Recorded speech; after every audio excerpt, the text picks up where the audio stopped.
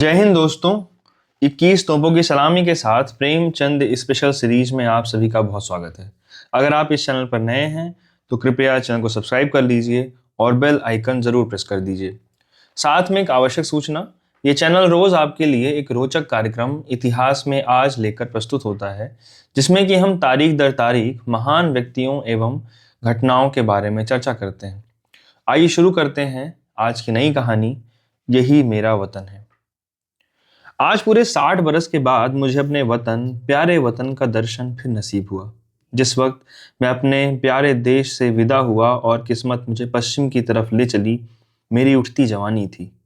मेरी रगों में ताज़ा खून दौड़ता था और सीना उमंगों और बड़े बड़े इरादों से भरा था। मुझे प्यारे हिंदुस्तान से किसी जालिम की शक्तियों और इंसाफ के जबरदस्त हाथों ने अलग नहीं किया था। नहीं, जालिम का जुल्म और कानून की सख्तियां मुझसे जो चाहे करा सकती हैं, मगर मेरा वतन मुझसे नहीं छुड़ा सकती।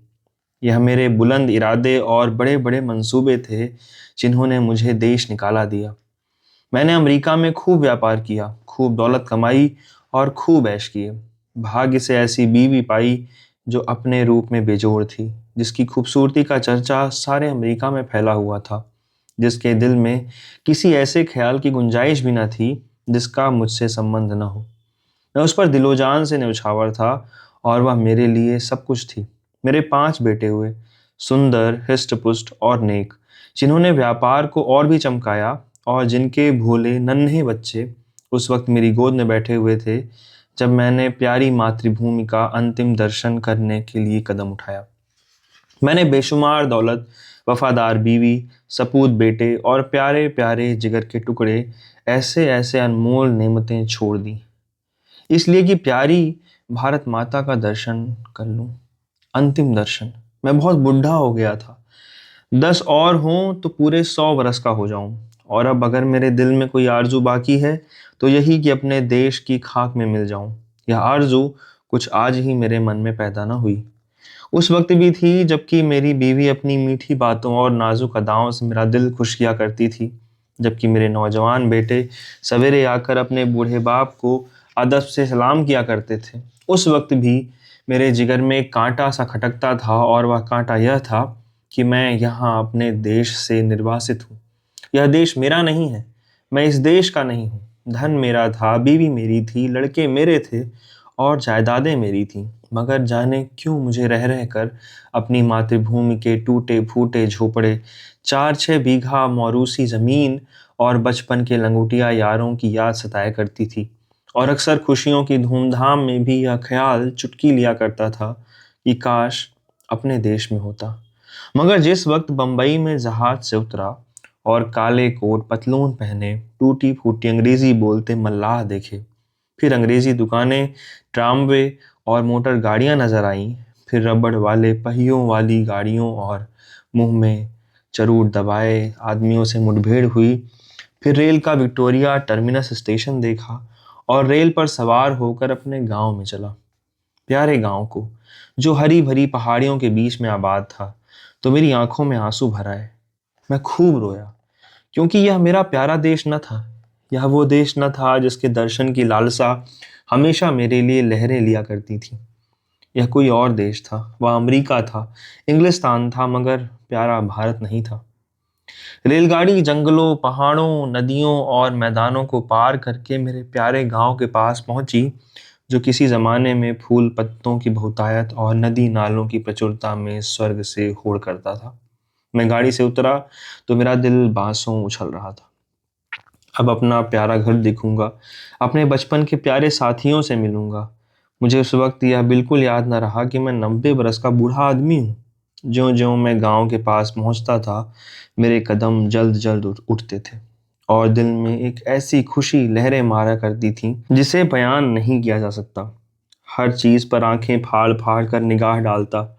आह, यह वो नाला है जिसमें हर रोज घोड़े नहलाते और खुद गोते लगाते थे, मगर अब इसके दोनों तरफ कांटेदार तारों की चारदीवारी खिंची हुई थी और सामने एक बंगला था जिसमें 2-3 अंग्रेज बंदूकें लिए इधर उधर ताक रहे थे। नाले में नहाने या नहलाने की सख्त मनाही थी। गांव में गया और आंखें बचपन के साथियों को ढूंढने लगी, मगर अफसोस वे सब के सब मौत का निवाला बन चुके थे और मेरा टूटा फूटा झोपड़ा जिसकी गोद में बरसों तक खेला था, जहाँ बचपन और बेफिक्रियों के मज़े लूटे थे, जिसका नक्श अभी तक आंखों में फिर रहा था, वह अब एक मिट्टी का ढेर बन गया था। जगह गैर आबाद न थी। सैकड़ों आदमी चलते फिरते नजर आए, जो अदालत और कलेक्ट्री और थाने पुलिस की बातें कर रहे थे। उनके चेहरे बेजान और फिक्र में डूबे हुए थे, और वह सब दुनिया की परेशानियों से टूटे हुए मालूम होते थे। मेरे साथियों के से हुष्ट-पुष्ट, सुंदर, गोरे चिट्टे नौजवान कहीं न दिखाई दिए। वह अखाड़ा जिसकी मेरे हाथों ने बुनियाद डाली थी, वहाँ अब एक टूटा-फूटा स्कूल था, और उसमें गिनती के बीमार शक्ल सूरत के बच्चे, जिनके चेहरों पर भूख लिखी थी, चिथड़े लगाए बैठे हुए थे। नहीं, यह मेरा देश नहीं है। यह देश देखने के लिए मैं इतनी दूर से नहीं आया। यह कोई और देश है। मेरा प्यारा देश नहीं है। उस बरगद के पेड़ की तरफ दौड़ा जिसकी सुहानी छाया में हमने बचपन के मजे लूटे थे, जो हमारे बचपन का हिंडोला और जवानी की आरामगाह था। इस प्यारे बरगद को देखते ही रोना सा आने लगा, और ऐसी हसरत भरी, तड़पाने वाली और दर्दनाक यादें ताज़ा हो गईं कि घंटों ज़मीन पर बैठकर रोता रहा। यही प्यारा बरगद है जिसकी फुनगियों पर हम चढ़ जाते थे, जिसकी जटाएं हमारा झूला थीं, और जिसके फल हमें सारी दुनिया की मिठाइयों से ज़्यादा मज़ेदार और मीठे मालूम होते थे। वह मेरे गले में बाहें डालकर खेलने वाले हमजोली, जो कभी रूठते थे कभी मनाते थे, वह कहाँ गए? आह! मैं बेघर-बार मुसाफिर क्या अब अकेला हूँ? यहाँ मेरा कोई साथी नहीं। इस बरगद के पास अब थाना था, और पेड़ के नीचे एक कुर्सी पर कोई लाल पगड़ी बांधे बैठा हुआ था, जिसके आसपास 10-20 और लाल पगड़ी वाले हाथ बांधे खड़े थे, और एक अधनंगा काल का मारा आदमी, जिस पर अभी-अभी चाबुकों की बौछार हुई थी, पड़ा सिसक रहा था। मुझे ख्याल आया, यह मेरा प्यारा देश नहीं है, यह कोई और देश है। यह यूरोप है, अमेरिका है, मगर मेरा प्यारा देश नहीं है। हरगिज़ नहीं। इधर से निराश होकर मैं उस चौपाल की ओर चला, जहाँ शाम को पिताजी गांव के और बड़े बूढ़ों के साथ हुक्का पीते और हंसी दिल लगी करते थे। हम भी उस टाट पर कलाबाजियां खाया करते थे। कभी कभी वहां पंचायत भी बैठती थी, जिसके सरपंच हमेशा पिताजी ही होते थे। इसी चौपाल से लगी हुई एक गौशाला थी, जहां गांव भर की गायें रखी जाती थीं, और हम यहीं बछड़ों के साथ कुलेलें किया करते थे। अफसोस, अब इस चौपाल का पता न था। वहाँ अब गांव के टीका लगाने का स्टेशन और एक डाकखाना था। उन दिनों इसी चौपाल से लगा हुआ एक कुल्हाड़ा था, जहाँ जाड़े के दिनों में ईख पेरी जाती थी, और गुड़ की महक से दिमाग तर हो जाता था। हम और हमारे हमजोली घंटों गंडेरियों के इंतजार में बैठे रहते थे, और गंडेरियां काटने वाले मजदूर के हाथों की तेजी पर अचरज करते थे। यहाँ सैकड़ों बार मैंने कच्चा रस और पक्का दूध मिलाकर पिया था।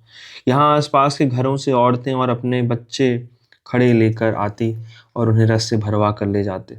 अफसोस, वह कोल्हू अभी ज्यों के त्यों गड़े हुए हैं, मगर देखो, कुल्हाड़े की जगह पर अब एक सन लपेटने वाली मशीन है, और उसके सामने एक तंबोली और सिगरेट की दुकान है।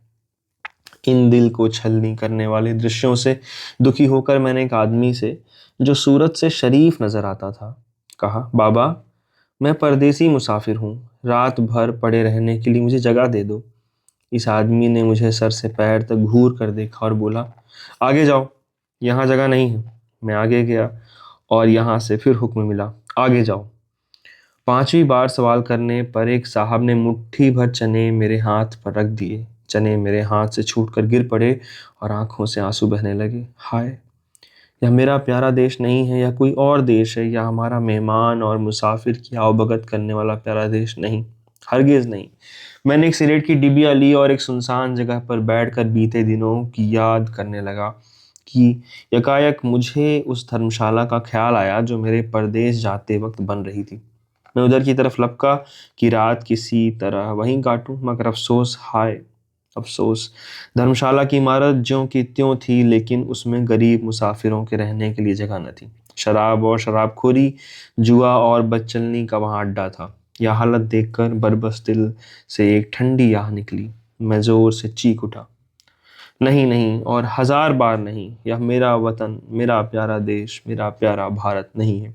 यह कोई और देश है। यह यूरोप है, अमेरिका है, मगर भारत हरगिज नहीं। अंधेरी रात थी। गीदड़ और कुत्ते अपने राग अलाप रहे थे। मैं दर्द भरा दिल लिए उसी नाले के किनारे जाकर बैठ गया और सोचने लगा कि अब क्या करूं। क्या फिर अपने प्यारे बच्चों के पास लौट जाऊं और अपनी नामुराद मिट्टी अमेरिका की खाक में मिल जाऊं। अब तो मेरा कोई वतन न था। पहले मैं वतन से अलग जरूर था, मगर प्यारे वतन की याद दिल में बनी हुई थी।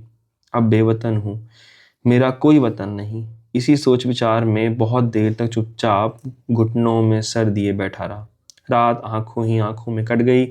घड़ियाल ने 3 बजाए और किसी के गाने की आवाज़ कानों में आई। दिल ने गुदगुदाया, यह तो वतन का नगमा है, अपने वतन का राग, अपने देश का। मैं झट उठ खड़ा हुआ। क्या देखता हूँ कि 15-20 औरतें बूढ़ी कमजोर सफ़ेद धोतियाँ पहने हाथों में लोटे लिए स्नान को जा रही हैं और गाती जाती हैं, प्रभु अवगुण मेरे आएंगे चित्त न धरो, प्रभु मेरे अवगुण चित्त न धरो। इस मादक और तड़पा देने वाले राग से मेरे दिल की जो हालत हुई उसका बयान करना मुश्किल है। मैंने अमेरिका की चंचल से चंचल हंसमुख से हंसमुख सुंदरियों की आलाप सुनी थी और बहुत बार उनकी जवानों से मोहब्बत और प्यार के बोल सुने थे जो मोहक गीतों से भी ज्यादा मीठे थे। मैंने प्यारे बच्चों के अधूरे बोलों और तोतली बानी का आनंद उठाया था। मैंने सुरीली चिड़ियों का चहचहाना सुना था, मगर जो लुत्फ, जो मजा, जो आनंद मुझे इस गीत में आया वह जिंदगी में कभी और हासिल न हुआ था। मैंने खुद गुनगुनाना शुरू किया, प्रभु मेरे अवगुण चित्त न धरो। तन्मय हो रहा था कि फिर मुझे बहुत से आदमियों की बोलचाल सुनाई पड़ी और कुछ लोग हाथों में पीपल के कमंडल लिए शिव शिव हर हर गंगे नारायण नारायण करते हुए दिखाई दिए। मेरे दिल ने फिर गुदगुदाया, यह तो मेरे देश, प्यारे देश की बातें। हमारे खुशी के दिल बाग बाग हो गया। मैं इन आदमियों के साथ हो लिया और 1 दिन, 2 दिन, 4 दिन, 5-6 मील पहाड़ी रास्ता पार करने के बाद हम उस नदी के किनारे पहुंचे जिसका नाम पवित्र है, जिसकी लहरों में डुबकी लगाना और जिसकी गोद में मरना हर हिंदू सबसे बड़ा पुण्य समझता है। गंगा मेरे प्यारे गांव की 6-7 मील पर बहती थी और किसी जमाने में सुबह के वक्त घोड़े पर चढ़कर गंगा माता के दर्शन को आया करता था। उनके दर्शन की कामना मेरे दिल में हमेशा थी। यहाँ मैंने हजारों आदमियों को इस दर्द ठिठुरते हुए पानी में डुबकी लगाते देखा है। कुछ लोग बालू पर बैठ गायत्री मंत्र जप रहे थे, कुछ लोग हवन करने में लगे हुए थे, कुछ लोग माथे पर टीके लगा रहे थे, कुछ लोग वेद मंत्र सस्वर पढ़ रहे थे।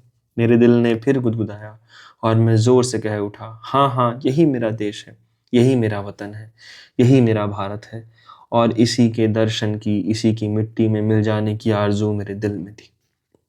मैं खुशी से पागल हो रहा था। मैंने अपना पुराना कोट और पतलून उतार फेंका और जाकर गंगा माता की गोद में गिर पड़ा, जैसे कोई नासमझ भोला भाला बच्चा दिन भर पराए लोगों के साथ रहने के बाद शाम को अपनी प्यारी माँ की गोद में दौड़कर चला आए, उसकी छाती से चिपट जाए। हाँ, अब अपने देश में हूँ, यह मेरा प्यारा वतन है, यह लोग मेरे भाई हैं, गंगा मेरी माता है। मैंने ठीक गंगा के किनारे एक छोटी सी कुटिया बनवा ली है। अब मुझे सिया राम नाम जपने के और कोई काम नहीं।